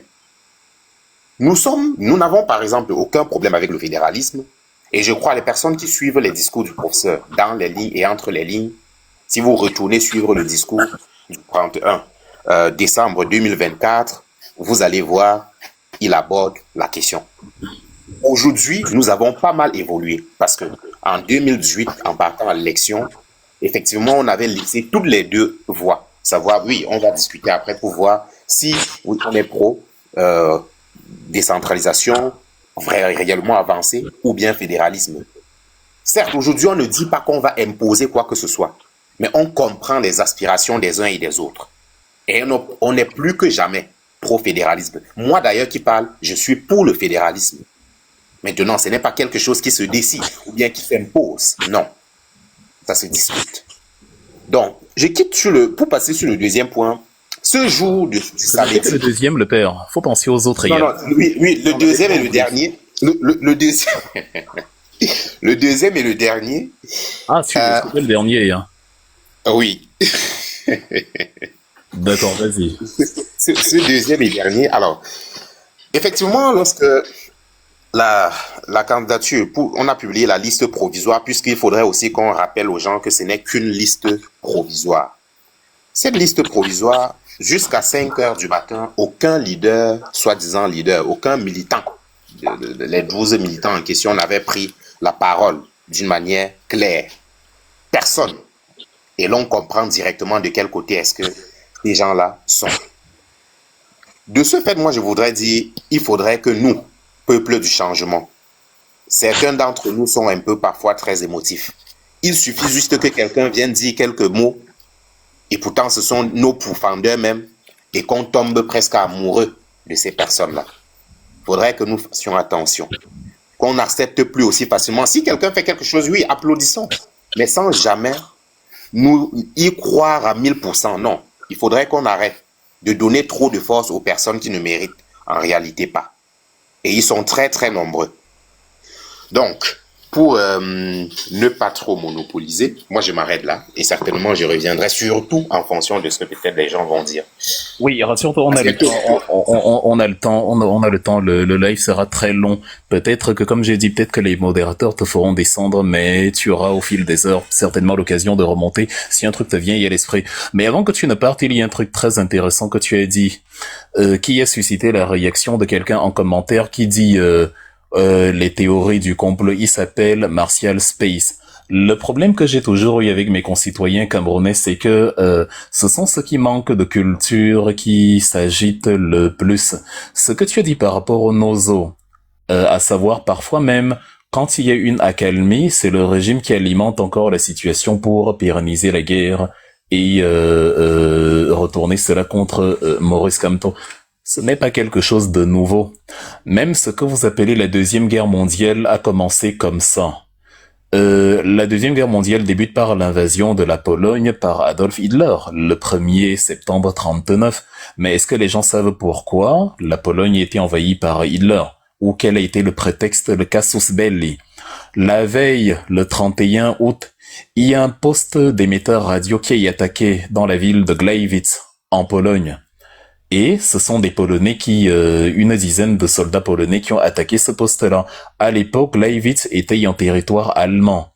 Donc le fait que les Polonais attaquent ce poste d'émetteur radio, c'est une incursion illégale sur le territoire allemand, et c'est ce que Hitler va utiliser comme prétexte pour déclencher l'invasion de la Pologne en guise de représailles. Sauf que la vérité derrière cette histoire, c'est que il s'agit en fait d'un coup orchestré par Hitler lui-même, qui a déguisé une dizaine de soldats allemands en soldats polonais, qui sont allés attaquer leur propre poste d'émetteur radio à Gleiwitz, donc dans leur propre pays, l'Allemagne, et qui ont après accusé les Polonais d'avoir fait ça. On a appelé ça l'opération Himmler. C'était le 31 août 39. C'est pour ça que 24 heures plus tard, Hitler a envahi la Pologne parce que le prétexte est tout trouvé. On peut se demander, mais comment était-il aussi bien préparé pour envahir un pays? Certainement parce qu'il y avait pensé bien avant et que tout était orchestré. Donc ce n'est pas une invention. Quand on va dire quelque chose du genre, il y a à l'intérieur du régime de Yaoundé des gens qui y gagnent à ce qui se passe dans le Nozo. C'est-à-dire, et d'ailleurs même, quand je parlais de la Deuxième Guerre mondiale, ça c'est vraiment pour nos enrichissements personnels, parce que beaucoup de Camerounais parlent de choses qu'ils ne comprennent même pas. Ils vivent dans un monde qu'ils ne connaissent pas. Avant que la Deuxième Guerre mondiale ne déclenche, parce que l'on est en 39, mais 2 ans plus tôt. C'est-à-dire, la Deuxième Guerre mondiale a commencé avec la guerre entre la Chine et le Japon, ce qu'on appelait le conflit sino-japonais. Et il a eu le même type de point de départ. Il y a, à quelques centaines de kilomètres de la capitale Pékin, un célèbre pont qu'on a baptisé le pont Marco Polo, où les soldats japonais étaient stationnés. Maintenant, un soldat japonais qui était trop fatigué de n'avoir que des hommes autour de lui est allé voir les Waka, les Wolowos, dans une maison de passe. C'est pas une blague, c'est exactement ça. Il s'est absenté, donc il a déserté son poste, il est allé se mettre bien avec une fille de joie, et les Japonais, ne sachant pas où ils se trouvaient, ont accusé les Chinois de l'avoir abattu. Et c'est comme ça que la guerre sino-japonaise a été accélérée. Et plus tard, 2 ans plus tard, quand elle s'internationalise, les Allemands y fabriquent à leur tour un élément tout fait pour dire que oui, les Polonais nous ont attaqués, et voilà. Tu as dit que les gens, au lieu de résoudre la crise anglophone, limite on a l'impression qu'ils ont besoin que la crise perdure, pour demander à Maurice Kamto pourquoi il va aux élections alors que la crise perdure. Et c'est là tout le cynisme des soutiens de Paul Biya. C'est pour ça que parfois, même sur nos panels ici, on leur pose la question, mais les gars, qu'est-ce qui vous dérange le plus? Le fait que Maurice Kamto aille aux élections malgré la guerre, ou la guerre elle-même? Tu vois, on a des esprits tordus qui ne te parlent pas de l'horreur de la crise anglophone ni de comment la résoudre. Mais ils te disent que n'est-ce pas Kamto a dit qu'il allait boycotter jusqu'à ce que la guerre soit résolue. Le voilà qui part alors que la guerre continue. Conclusion, Kamto est incohérent. Ils sont prêts à pousser le cynisme jusqu'à sacrifier la vie des Camerounais juste pour le petit plaisir de dire Kamto est incohérent. C'est ce que la femme de Franklin Delano Roosevelt appelait les petites batailles. Quand il dit les petits esprits discutent des gens, les esprits moyens discutent des événements, ce sont les grands esprits qui discutent des idées. Un biaïste ne vient pas et il ne se dit pas que mais comment c'est possible que depuis presque 10 ans, il y a une guerre chez nous qui coûte la vie à énormément de nos compatriotes. Qu'est-ce qui était la source de la guerre? Comment la résoudre? Ils auraient dû comprendre le bien fondé de l'appel de Kamto à s'asseoir d'abord autour d'une table de résolution avant qu'on aille à une élection. Et ils ont dit, on va faire nos élections, même si la guerre continue. Et celui qui est incohérent, c'est celui qui dit, bon, finalement, je pars quand même aux élections. Or, Maurice Kamto part aux élections dans l'optique que, vu que le mandat qu'on vous a donné, voilà Paul Biya qui a eu 7 ans, la crise anglophone n'a pas avancé du tout. Vu que vous ne faites donc rien du pouvoir que vous avez, mieux je serre les dents, je veille aux élections malgré la crise, et peut-être que, une fois avec le pouvoir entre les mains, je vais user de mon pouvoir politique pour initier le grand dialogue, le vrai dialogue que vous êtes incapable d'initier. Donc c'est de ça qu'il est question. Mais eux, dans leur cynisme, il s'agit plutôt de se réjouir de l'incohérence supposée de MK.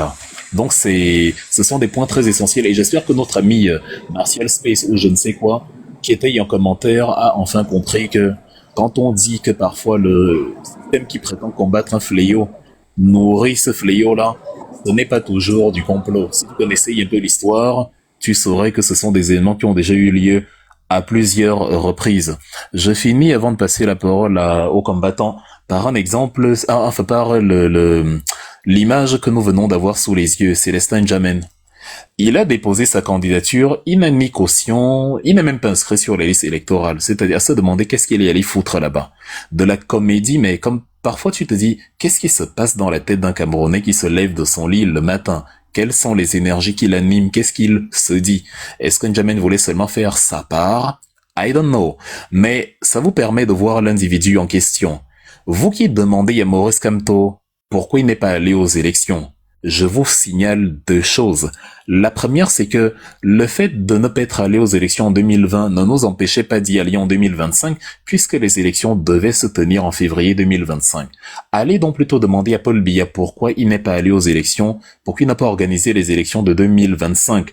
Vous allez dire que oui, de toute façon, il reporte toujours les élections sans le vouloir, sans le savoir. Vous admettez donc que depuis la nuit des temps, il ne fait que violer les lois. Est-ce que la Constitution l'autorise à reporter les élections à sa guise? Non. Comme vous vous êtes focalisé sur l'article 15 alinéa 3 sur le mandat représentatif, vous avez oublié qu'il y a l'article 15 alinéa 4 qui précise les conditions de prorogation de l'élection législative et qui précise donc que ce sont des circonstances exceptionnelles. En cas de crise grave, si les circonstances l'exigent, là il peut proroger. Mais vous qui nous expliquez que le Cameroun se porte à merveille, vous êtes quand même les mêmes qui nous disent que non, on a quand même prorogé le mandat des députés. Donc c'est illégal puisque la Constitution ne vous a pas dit de proroger quand les choses vont bien au pays. Donc au lieu de demander pourquoi Paul Biya ne fait que d'en violer la loi depuis 2018, 2000 machin, il a toujours organisé les élections d'abord avant les législatives, mais c'est une violation de la loi. Voilà la première violation de loi. 2. Si Maurice Kamto était donc allié aux législatives, il est évident que Paul Biya aurait organisé celle de 2025 et il aurait utilisé les candidatures, c'est-à-dire parce que c'était, vous avez bien vu en 2018, nos candidatures sérieuses étaient rejetées. Les candidatures des gens qui pouvaient être facilement manipulés étaient acceptées, des Célestin Jamin, des Michel Ndoki, ça permettait plus tard qu'on se retrouvait en 2025, il allait réorganiser de nouvelles législatives où il allait rejeter les candidatures de tous les MRCistes sérieux pour moult motifs. Vous voyez bien ce qu'ils font avec la candidature du président pour le cas du Manidem. Et il aurait sélectionné simplement les candidatures d'Enjamin, d'Endoki et consorts qui seraient allés déposer, soi-disant au nom du MRC, mais sans caution, sans être inscrit sur les listes, un peu comme la pièce de théâtre qu'on vient de voir là. Même Dieudonné Yebga a réussi à réunir 30 millions à 24 heures. N'Djamène qui dit qu'il sera président de la République depuis 50 000 ans, lui n'a pas pu remplir les conditions, même s'inscrire sur les listes électorales. C'est incroyable. Tellement il était occupé à parler de Maurice Kamto il y a le sang, cher frère. Il faut vérifier ton appareil. Les autres m'entendent bien. Donc, ce qui allait se passer, c'est ça là que je suis en train de décrire. C'est-à-dire, on allait y avoir deux branches du MRC où on allait nous expliquer que la branche légale du MRC, c'est celle qui soutient finalement le pouvoir ou celle qui n'a ni caution ni machin et qui va vous dire bon, soutenez Paul Biya, un peu comme Robert Conan avec le PCRN. Donc ça c'est l'art du faux débat. Le débat sur les élections législatives, c'est un débat idiot. C'est un débat qui n'a aucun sens parce que c'est un chapitre fermé. La mandature se fermait en 2025. Ce sont des élections de 2020 qui se finissaient 5 ans plus tard. Donc, demandez à Paul Biya pourquoi n'avoir pas organisé les élections maintenant. Là, nous y serions allés et on aurait eu au moins un élu qui aurait pu permettre au MRC de porter un candidat. Mais vous voyez bien comment, malgré le fait qu'on a un parti avec un élu, à savoir le Manidem, on crée des trucs ex nihilo à l'extérieur, à l'intérieur, pour nous empêcher de nous déployer. C'était ça le plan sur le MRC. Les candidats sérieux comme les Apollinaire Oko, quand il a voulu aller au sud, on lui a expliqué là-bas que tu es un traître, tu viens faire quoi ici? Pourquoi tu soutiens les Bamileke? Va faire ça là-bas à l'ouest avec Maurice, que c'est ça qu'on lui a dit. Les vidéos sont là, où on leur a versé de l'eau en disant rentrez chez vous. C'est ça le plan de Paul Biya. Donc les biéistes ne nous fatiguent plus les oreilles. Le débat politique, c'est un débat de haut niveau, ce n'est pas le Congo 100. C'est vrai que quand on donne la parole à tout le monde, on les voit là partout sur nos panels TikTok en train de faire le même commentaire, comme des esprits lobotomisés sur lesquels on a injecté le même logiciel. Ah, pourquoi il a boycotté les... Tu leur demandes quelle est l'infraction légale que Kamto a commise, ils sont incapables d'y répondre. Ils sont là dans le commère, ils pensent qu'on est au tourne-dos. Ils confondent un débat public avec un tourne-dos sur caméra. C'est-à-dire, ils discutent exactement comme au Bénétaria, avec juste une caméra qu'on a mis là et qui est en train de les filmer. Non. Dans l'espace public, on élève le niveau du débat politique. Mon adversaire politique a-t-il enfreint la loi, oui ou non? S'il a enfreint la loi, on parle de l'infraction. S'il n'a enfreint aucune loi, on se tait et on lui laisse ses droits, car telle est la loi. Donc voilà, c'était les petites observations que j'avais à faire. Le combattant, je pense que c'est toi le prochain. Tu peux parler. Oui. Anissé Manga, bloquez-moi Anissé Manga dans les commentaires. Voilà un autre. Vous qui pensez que comme tu t'appelles Manga, tu dois soutenir la bêtise. Manga, Abesolo, Amuru. C'est vous qui me dites en 2018 au Cameroun, tu fais quoi dans les choses des Bamileke? Et que dans ça, les voilà, dans le logiciel, c'est comme ça. Comme il s'appelle Amogo Abesolo à Tanganaïd, je viens d'expliquer un paradigme légal. Vous voyez son commentaire. Les pleurs partout. Ils ne sont pas dans la loi.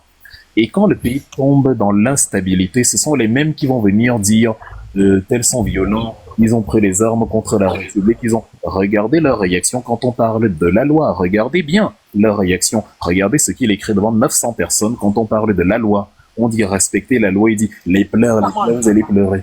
C'est comme ça qu'ils sont. Vas-y, combattant, tu peux parler. Oui, Wilfried, bonsoir à tout le monde. Bonsoir Charlie, bonsoir Marlister.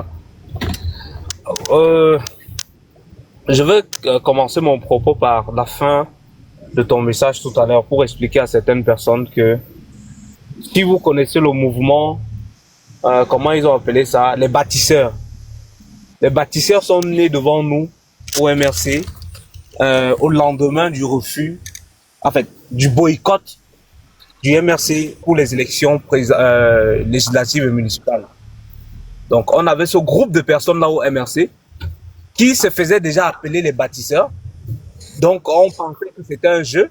Mais lorsque le directoire, le conseil, j'oublie le nom de l'organe au sein du MRC, a refusé d'aller aux élections, ah ouais, et ils ont créé les bâtisseurs directement. C'est comme ça que c'est né devant nous.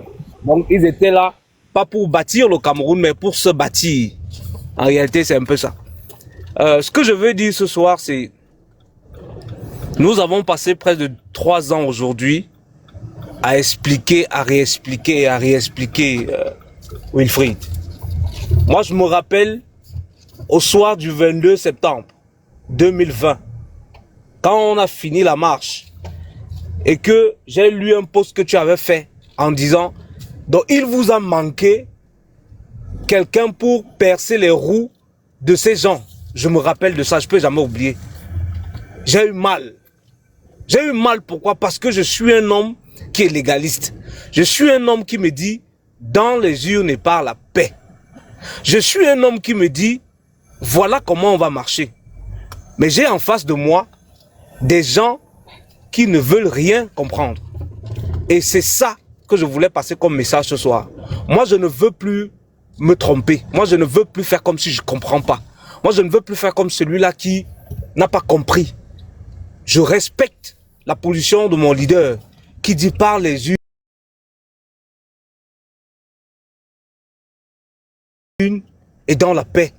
Mais j'ai en face de moi des gens qui n'accepteront jamais par les urnes et dans la paix. Ça, je l'ai compris. Samedi, je l'ai compris. Et en ce moment, excuse que peut-être c'est juste ton panel que je vais dire ça, mais nous sommes en train de nous mobiliser pour répondre à cette provocation. Parce que c'est une provocation. C'est un de trop de tout ce qu'ils ont passé 43 ans à faire aux Camerounais. Et il faut qu'on réponde avec la plus grande des énergies possibles. Ce n'est plus le moment de jouer. Ce n'est plus le moment de jouer. À tous ces RDPcistes qui sont en bas, qui nous écoutent, qui viennent se brancher sur des panels comme les tiens, parce qu'ils savent que tu es bien écouté, qu'ils savent que nous nous préparons. Au niveau du Canada, je vous assure, nous avons déjà une équipe qui est prête. Nous allons bloquer, et ça bloquer, quitte à créer un incident diplomatique avec le Ottawa pour qu'on essaie pas de candidature de Kanto, pas d'élection. On ne blague pas là-dessus. Et s'ils veulent que ça passe à la révolution, ça va passer à la révolution.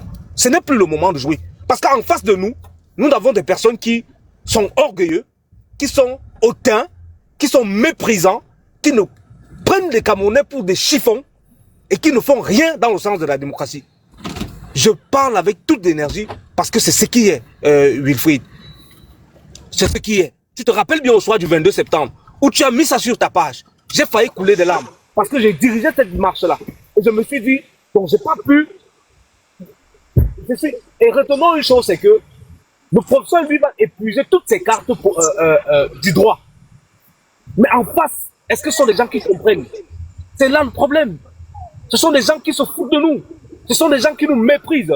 Ce sont des gens qui sont arrogants. Ce sont des gens qui ne nous prennent pour rien, en fait. Pour eux, nous ne sommes qu'un bétail pour se servir et rester au pouvoir. Alors là, moi, je ne suis plus par rapport à ça. Soit, en un peuple sérieux, on prend nos responsabilités ou on se taise à jamais. Parce que c'est ça la réalité. On se taise à jamais. Il ne s'agit pas de venir bavarder tous les jours, mais il s'agit de réagir une fois pour toutes. Merci. Il y a une raison pour laquelle on met les lois dans un pays, ce qui nous distingue d'ailleurs des animaux, c'est que ça permet aux humains d'organiser leur vivre ensemble. Et les lois obéissent à ce que Jean-Jacques Rousseau appelait le contrat social. C'est-à-dire la société se dit, voici ce que nous allons accepter, voici ce que nous allons refuser. Et pourquoi on dit contrat, c'est parce que au minimum 51% de la population a dit je suis d'accord avec ça. Donc c'est une obligation, c'est-à-dire nous sommes entendus que oui, c'est ce qu'on va faire. Ça s'appelle un engagement. Quand une partie de la population, le plus souvent dont ceux qui tiennent le pouvoir, décide que bon, nous on va rompre le contrat social, c'est ça qu'on appelle dans la rupture du contrat social. Nous, on va décider de n'en faire qu'à notre tête. Donc, on s'est bien entendu, il y avait un deal. Mais nous, on décide qu'on ne s'en tient plus à ce deal. Et devant toutes les requêtes de l'autre partie de dire, mais respectons le deal, s'ils ne le font pas, ça ouvre la voie justement à ce genre de sentiments. En général, si tu dis aux biaïstes que no Kamto no elections, ils te disent, ah, vous voulez installer Kamto à tout prix. Pourquoi Kamto et non quelqu'un d'autre? Donc si ce n'est pas Kamto, vous dites que vous gâtez tout. Ils ne comprennent, je ne sais pas s'ils ne comprennent pas ou s'ils font exprès de ne pas comprendre. Ce n'est pas Kamto qu'on veut installer à tout prix. C'est que l'installation de Kamto sur le plan légal est obligatoirement validée. C'est de ça qu'il s'agit. Le peuple doit obliger un régime à respecter la loi. C'est pour ça que les gens disent no Kamto no elections. C'est comme si maintenant on empêchait, imagine, vous voulez nourrir votre enfant, on vous empêche de le nourrir. Votre enfant a droit à la nourriture, c'est son droit absolu. Donc celui qui vous empêche de nourrir votre enfant, vous avez le droit de lui donner un coup de poing pour qu'il aille tomber au loin. Et comme si vous foutez la paix, vous nourrissez votre enfant. C'est absolument légal. C'est de la légitime défense. Parce que si vous le laissez, il va empêcher votre enfant de manger et l'enfant va mourir de faim. Atanga Clément a, je le répète encore, l'avenir du Cameroun entre les mains. Ça ne servira à rien de chercher après les anges, les démons ou d'accuser Kamto de ce qu'il n'a pas fait parce qu'ils ont un discours tout fait. S'il y a un événement, un départ de feu quelque part au Cameroun ou en diaspora, ils vont dire voilà les gens de Kamto qui ont. Pourtant, il y a une maxime célèbre qui dit gouverner, c'est prévoir. On est en train de dire à des gens, dites le droit.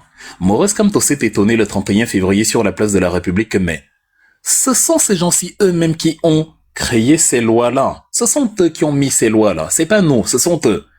C'est-à-dire, c'est eux-mêmes qui mettent les lois et curieusement, ils ont du mal à respecter les lois. Quand Maurice Kamto dit on doit réformer le code électoral, on doit changer telle ou telle chose, ils disent que non, il n'y a rien à changer, tout va bien dans le meilleur des mondes. Quand Maurice Kamto leur dit donc, bon, appliquez donc la loi dont vous dites qu'elle est parfaite, ils sont incapables de l'appliquer. Et après, ils se plaignent. En fait, ils veulent mettre les Camerounais dans une situation de cul-de-sac. C'est-à-dire, on t'empêche par les voies légales et on t'empêche par les voies radicales. Donc, en fait, tu ne dois rien faire. Ils veulent que le peuple camerounais accepte tout. On viole la loi. Tu veux aller marcher, manifester comme le dit la loi. On te dit non, c'est interdit. Tu veux déposer un recours comme le dit la loi. On te dit non, irrecevable. Mais en même temps, si tu te radicalises, on te dit non, tu veux déstabiliser les institutions. Voilà le carcan dans lequel ils ont voulu mettre les Camerounais. C'est celui-là. Et malheureusement, ça n'a jamais fonctionné. Les peuples, c'est-à-dire, c'est de manière automatique. Quand on connaît l'histoire des révolutions, et le pire c'est que ce sont des gens qui sont censés connaître l'histoire politique des nations du monde. Quand on connaît l'histoire des révolutions, les ingrédients de la guerre civile, les ingrédients du chaos interne, les ingrédients de la déstabilisation ont toujours été les mêmes.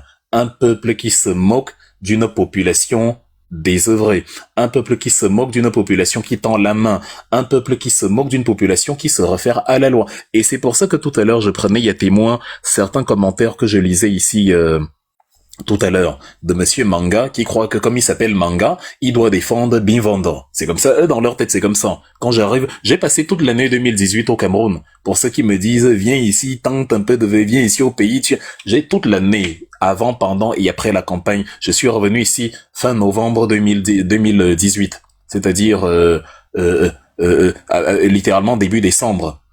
Donc là-bas, j'ai eu tout le loisir d'entendre les mangas, les Yabe Solo, les Yatangana, machin, me demander qu'est-ce que tu fais chez les Ingara, qu'est-ce que tu fais dans les shows des Bamilik. Pas tous, évidemment. Je dis bien ceux parmi les Yatangana, les mangas, qui estiment que quand tu t'appelles Ekanga, quand tu es du socle granitique, tu dois défendre l'oncle du village, Paul Biya, Bimvondo Barthélemy. C'est le même ici en commentaire. On dit respecter la loi. Eux, ils se moquent de nous. Ils disent les pleurs. Quand ceux dont à qui vous empêchez de respecter la loi vont prendre donc les mêmes voies que vous, qu'est-ce que vous allez dire? C'est quelque chose que je ne comprends pas. Voilà maintenant le dernier jour du recours, c'était aujourd'hui. L'article 131 demande au Conseil constitutionnel de statuer dans les 10 jours, dont on a à partir du 28 juillet jusqu'au 7 août pour qu'il se prononce.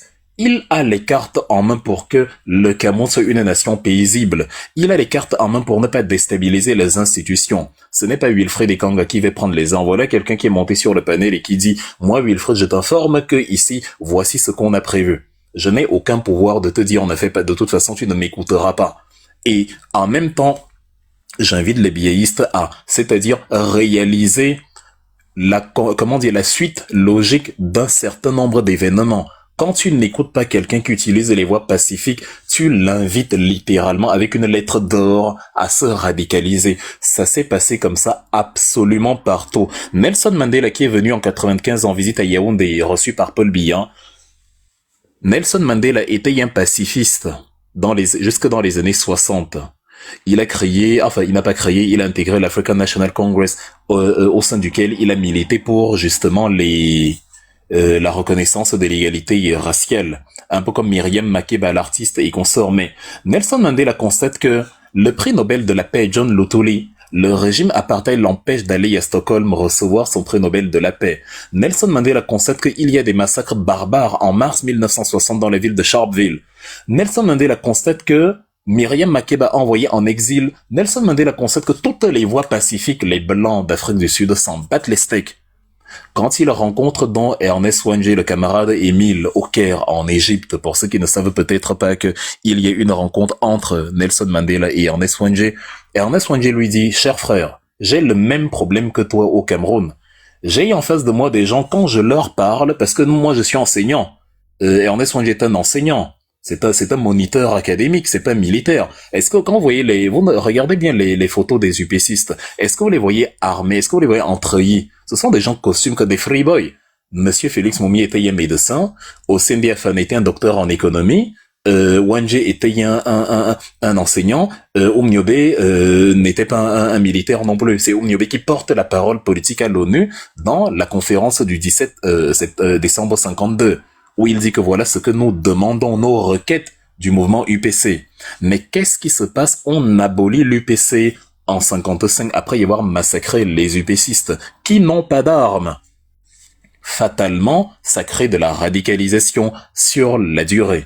Et quand Nelson Mandela fait la rencontre de Ernest Wangé au Caire en 60, Wangé lui dit, le père, ta lutte là ne va pas aboutir sur le terrain que tu opères là, parce que moi-même, j'ai utilisé le même circuit au Cameroun.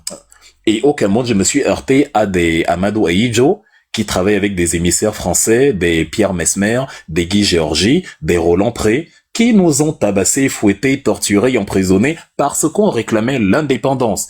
Donc, dans ces conditions, nous, on a décidé de prendre la lutte armée et c'est ce que je te conseille aussi pour l'Afrique du Sud. C'est dans ces conditions que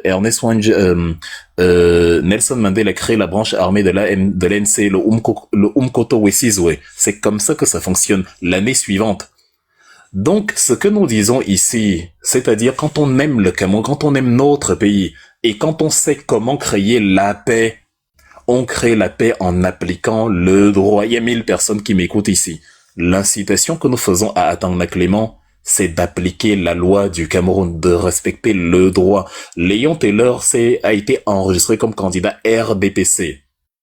Paul Biya a été enregistré comme candidat RDPC. Et Elekam a statué et Elekam a considéré que l'investiture de Léon Taylor ne peut pas être au nom du RDPC. Parce que les organes compétents ne l'ont pas investi. Donc, c'est une candidature hasardeuse. Et comme il ne s'est pas déclaré non plus comme candidat indépendant en réunissant les 300 signatures, conformément à l'article 121 alinéa 2 du Code électoral, la candidature est rejetée. Maurice Kamto et Dieudonné Yebga, c'est exactement la même situation. Donc, et les CAM où le Conseil constitutionnel a l'obligation de dire le même droit qu'ils ont dit sur le RDPC. Ça s'appelle le parallélisme des formes. Ce qui crée l'instabilité dans un pays, c'est quand, dans les mêmes circonstances, on dit le droit à gauche, la force du droit parle à gauche, et on veut utiliser le droit de la force à droite en disant que ce n'est pas ça. Et on militarise toute la ville.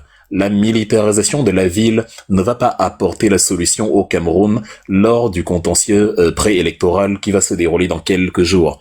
La meilleure manière de créer la paix, ce ne sera pas d'augmenter le nombre de policiers. Ça crée même une situation.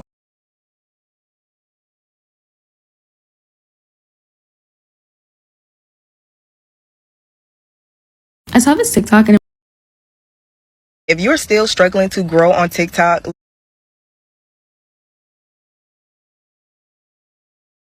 let me tell you what you're doing wrong. I managed to take my page from a Le maire de Colombia, c'est le maire de Colombia.